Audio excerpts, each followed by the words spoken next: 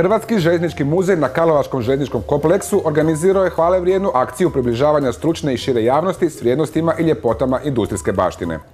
Razmišljajući na koji način komunicirati obljetnicu riječkih pruga sa publikom, dosjetili smo se ovog jednog zatvorenog željezničkog mjesta u Karlovačkoj ložioni, odnosno danas lokomotivski depo.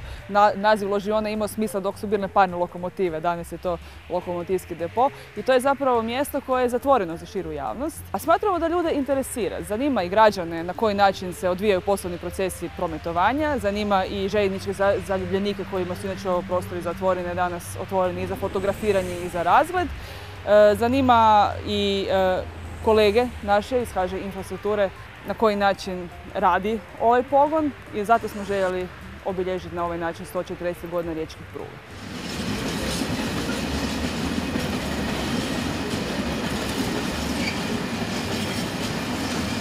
Uzvanici su tom prilikom mogli od kompetentnih domaćina dobiti vrijedne informacije o kompleksu željezničkog kolodvora Karlovac, koji je i prepoznat od strane Ministarstva kulture kao kulturno dobro. A prema Nižnje Tagil povelji, industrijska baština definira se kao sustav ostataka industrijske kulture, koji ima povijesnu, tehnološku, društvenu, arhitektonsku i znanstvenu vrijednost. Kompleks Karlovačkog željezničkog kolodvora svakako posjeduje sva navedena obilježja.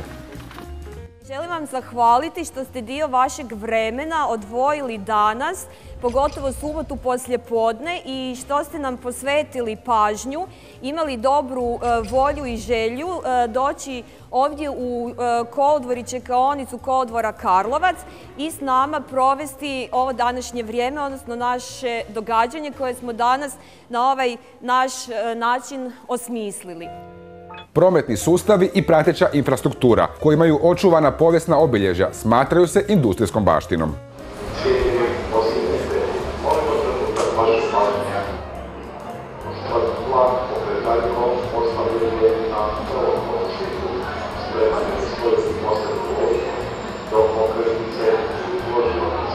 Posebni vlak Okretaljko ovom prigodom provozao je uzvanike po Karlovačkom željezničkom kompleksu i svojom nedirnutom ljepotom i svojim nostalgično romantičnim izgledom uzvanike je vraćao u neka druga prošla vremena.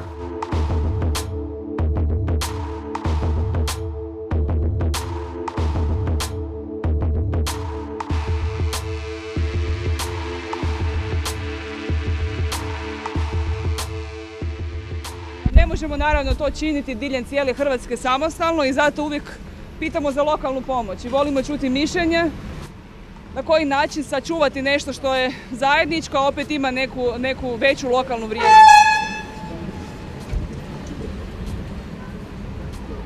Zato smo i osmislili ovaj program. Nadamo se da ćemo nastaviti niz. Prvenstveno smo imali na umu dvije vrste publike.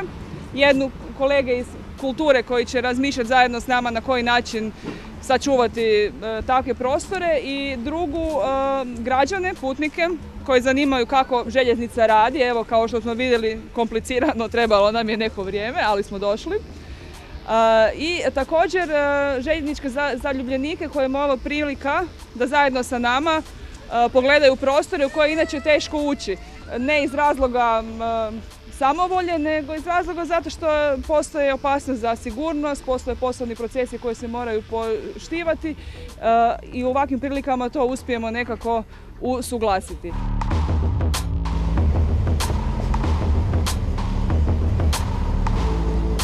Sustav željeznice u Karlovcu datira od 1865. godine, kada je Karlovac željezničkom prugom povezan sa Zagrebom. Mađarskim kapitalom izgrađena je željeznička pruga do Rijeke, te puštena u promet 1873. godine. Željezničku vezu sa Siskom grad Karlovac ostvario je 1907. godine, a sa Bubnjacima krajem 1913. godine. Što se tiče Karlovca, Karlovac je svakako grad čija se povijest može mirne duše napisati na poglavlje prije izgradnje željeznice i nakon izgradnje željeznice, budući da je to zapravo za cijeli grad značilo jako puno. Naime, njegova privredna paradigma koja je bila bazirana na riječnom i cestovnom prometu se zapravo preko noći, nakon završetka željezničke pruge koja je spojila Budimpeštu i Rijeku, izrazito promijenila. Karlovac je postao još samo jedna željeznička postaja. Dakle, ta povijesna dinamika razvoja infrastrukture je dotakla sve slojeve stanovništva i zapravo je dotakla i mnoge aspekte kulturnog života.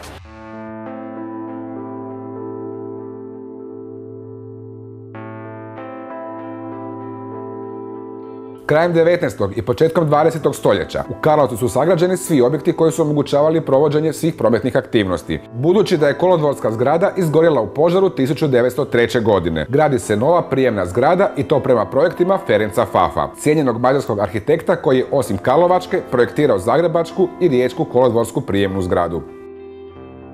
U produžetku kolodvorske zgrade sagrađen je ložionički kompleks čiji su objekti i danas u funkciji.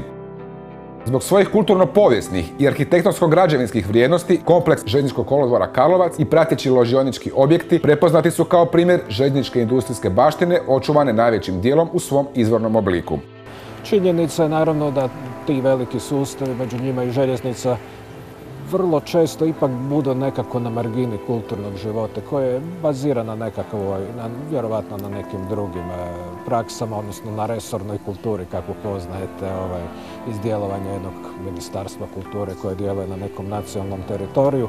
U svakom slučaju, mnogo toga se na tom području izrazito mijenja i sa muzeologijom, ali i zapravo sa prenamjenom tih nepokretnih spomenika kulture koji zapravo sada traže nekakve nove namjene, budući da se nekakvi funkcionalni zahtjevi infrastrukture jako mijenjaju. Ima sad tu i nekakvih alternativnih pravaca i novih odvojaka, pogotovo na ovom smjeru između Karlovca i Rijeke. I za pretpostaviti je zapravo da će se mnogi ovi spomenici naći izvan uporabe. Oni su zaštićeni kao kulturna dobra i eto vam jednoga novog poglavlja, jedne nove problematike, zapravo kako to sad sagledati s urbanističke strane u funkcioniranju jednog grada i naravno različitih kulturnih praksi u tome gradu. Kompleks Karlovačke ložionice čini glavna zgrada radionice s okretnicom, uz čiju je pomoć moguće uvesti vozila u radionicu na popravak. Tu su još kovačnica, vodotoranj, skladišta, pomoćne radionice i upravna zgrada sa stanovima za direktore. Na samom ulazu u ložionički kompleks nalazi se dizalica za utovar ugljena u parne lokomotive. Početkom 2013. godine cijeli kompleks Karlovačkog željezničkog kolodvora zaštićen je kao kulturno dobro i upisan u registar kulturne baštine Republike Hrvatske. Pojedinačnu zaštitu napravili smo 2010. obzirom na njegovu iznimnu vrijednost. Pitanje je postavljeno zašto je zaštićen. Zaštićen je zato što je on jedan od rijetkih i jedan od najstarijih kompleksa te vrste u Hrvatskoj koji je sačuvan u tom obimu. Znači imamo vrlo važnu glavnu zgradu kolodvora.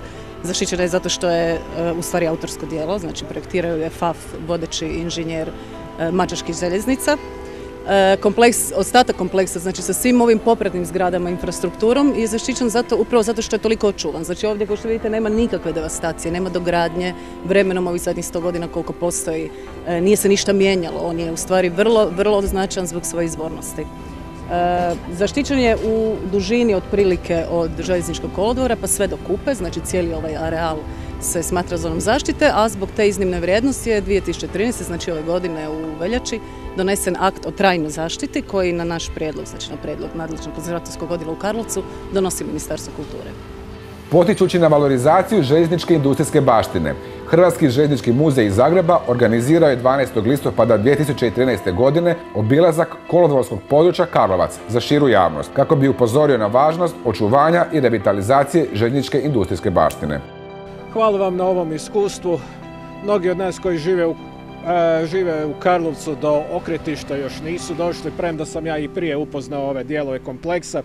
I to je zapravo jedan dio našeg općeg iskustva. Mnogo toga u našoj domovini, što je bilo vojne, bilo industrijske, bilo prometne namjene, U krugu tih sustava stvorena su mnoga vrijedna djela baštine, mnogi vrijedni spomenici, a ipak oni uglavnom ostaju izvan pažnje javnosti i zato se ja jako veselim ovakvim prigodama kad mi, neki od vas koji ste se ovdje igrali, ste napokon dobili priliku malo zaviriti preko plota i vidjeti što to zapravo ima na okretništima i ovim dijelovima infrastrukture. Privlačnost ovog dijela baštine zapravo ne treba posebno ni dokazivati. Željezničarskih muzeja ima diljem Europe, diljem svijeta i to su među najposjećenijim muzejima.